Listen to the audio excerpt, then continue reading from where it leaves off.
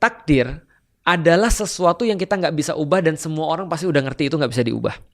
Semua orang bersepakat dengan sesuatu itu nggak bisa diubah. Contoh, kalau ada karyawan yang datang ke kantor lu, lalu kemudian bilang, lu kemana aja? Ini jam berapa?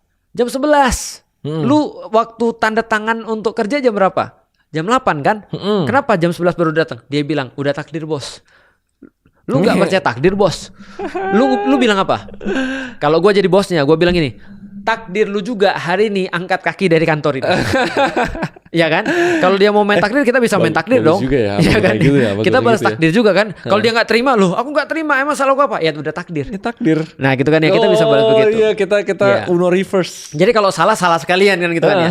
Nah tapi kalau ada sesuatu yang orang-orang semua tahu, contoh ya, kenapa lu datang jam 11? Dia bilang gini, mohon maaf, ibuku meninggal. Realitasnya nggak bisa diubah dong.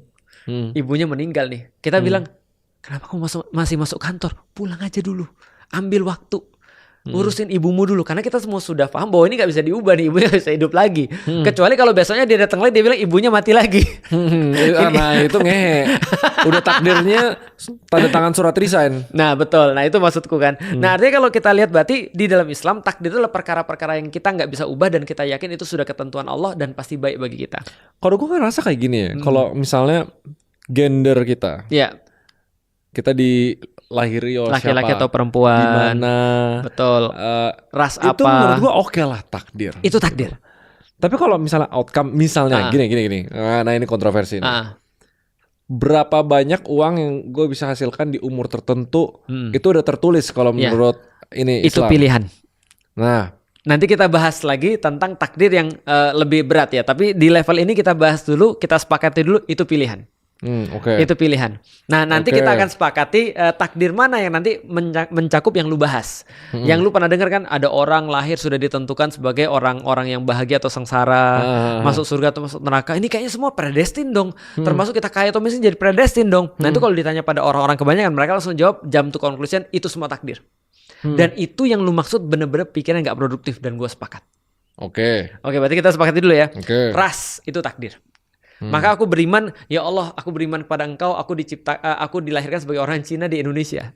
Karena itu sudah takdir. Karena kalau kita menolak itu, nanti akan ada banyak masalah mental yang kita punya. Karena kita nggak menerima diri kita apa adanya. Nah, jadi takdir itu untuk itu sebenarnya. Oke, orang meninggal. Suatu saat nanti aku akan ditinggalkan oleh bapak dan ibuku. Kalau enggak, aku yang meninggal duluan. Dan itu perkara takdir. Ketika itu terjadi, gitu kan ya, maka aku menerima. Contoh, bapak mertuaku meninggal. Itu ketika kita baru pulang dari Turki. Pas kita mau ke sana meninggal, istriku di mobil nangis dan dia bilang, Abi, kalau aja dokternya itu lebih bagus. Aku bilang hati-hati ngomong, karena omongan kalau itu justru menandakan kita tuh tidak beriman pada Allah. Allah sudah ambil ya udah. Kalaupun terjadi kelalaian dokter dan segala macam itu kita bisa proses nanti, tapi kita terima dulu bahwa bapak udah nggak ada. Gue udah mulai nangkap. Ya. Nah jadi istriku bilang kalau aja, diam. Itu kan ya, kayak Rangga dan Cinta ya. Gitu.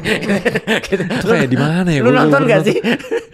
Dengan gue nonton. Payah gue ngomong sama anak Gen Z nih Gue malah keingetnya memes yang polisi. Langsung congornya diambil ya. Gue malah inget yang nangkap congor. Iya, congornya dia enggak, ini Rangga dan Cinta nih. Zamanku. Gitu kan ya.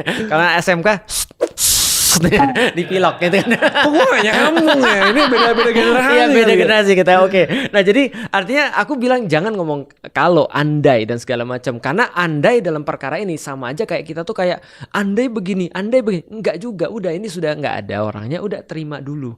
Kop dengan itu dulu. Nah itu takdir. Nah dalam perkara-perkara yang bisa kita pilih, itu bukan takdir dalam pandangan Islam. Perkara yang bisa kita pilih. Contoh ya, perkara yang bisa kita pilih. Mau jadi apa, itu bisa kita pilih. Mau kemudian pergi kemana hari ini, mau sholat atau tidak sholat. Nah, karena ada orang-orang di sana banyak. Aku pernah nanya tuh, kenapa kamu gak sholat? Ustadz gak percaya pada Lauhul Mahfud. Udah tertulis aku tuh gak sholat. Nah itu langsung mulutnya diginiin tadi congor. Congornya tangkap kalau kayak gitu. Gue sih kesel juga kalau kayak gitu sih.